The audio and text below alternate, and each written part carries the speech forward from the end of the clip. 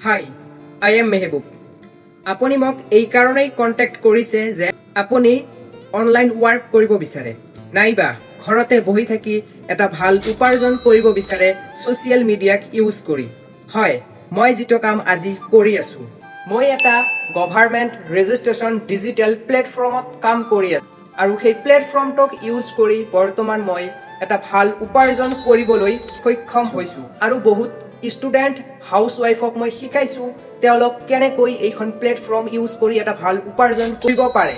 আৰু এই প্লেটফৰ্মটোৰ নাম হ'ল স্কিল পইচা। হয়, এই প্লেটফৰ্মটোৰ নাম হ'ল স্কিল পইচা। এই স্কিল পইচা কোম্পানীৰ লগত আছে গভাৰ্ণমেণ্ট ৰেজিষ্ট্ৰেশ্যন চাৰ্টিফিকেট আৰু GST চাৰ্টিফিকেট। মানে ইয়াত কোনো ধৰণৰ 2 নম্বৰী কোনো কাম নহয়, কোনো স্কেমৱালা কাম নহয়। টোটেলি লিগেল এটা কাম যিটো চৰকাৰে আমাক কৰিবলৈ দিছে। যদি আপুনি এইখন প্লেটফৰ্মত ৱৰ্কটো ষ্টাৰ্ট কৰিব বিচাৰে, অৰ্থাৎ কামখন আৰম্ভ কৰিব বিচাৰে, তেনেহ'লে এইখন কোম্পানীৰ বিভিন্ন ধৰণৰ পেকেজ আছে। আপোনাক যিকোনো এটা পেকেজত ID বনাব লাগিব আৰু সেই পেকেজটোৰে আপুনি কামটো আৰম্ভ কৰিব লাগিব। তো কোম্পানীৰ যিটো প্ৰথম পেকেজ হ'ল, সেই পেকেজটোৰ নাম হ'ল ট্ৰায়েল পেকেজ। যদি আপুনি এই ট্ৰায়েল পেকেজৰ জৰিয়তে কামটো আৰম্ভ কৰে, তেনেহ'লে আপুনি ইয়াত ডেইলি উপাৰ্জন কৰিব পাৰিব 300ৰ পৰা 400 টকা। আৰু আপোনাৰ ইয়াতে মান্থলি আৰ্নিং হ'ব 12,000ৰ পৰা 13,000 টকা।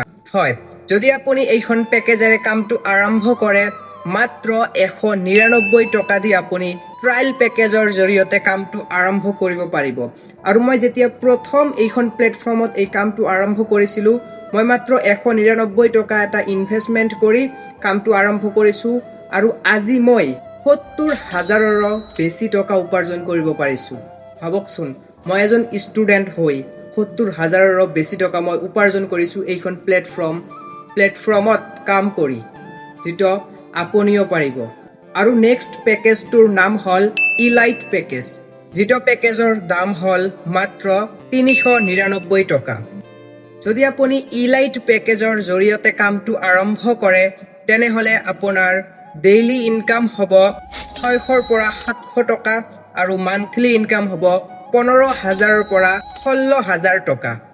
আৰু আপোনাক A to Z ট্ৰেইনিং দিয়া হ'ব, আপোনাক শিকোৱা হ'ব আপুনি কিদৰে এইবোৰত পইচাটো উপাৰ্জন কৰিব, কেনেকৈ মান্থলি টাৰ্গেটবোৰ কমপ্লিট কৰিব।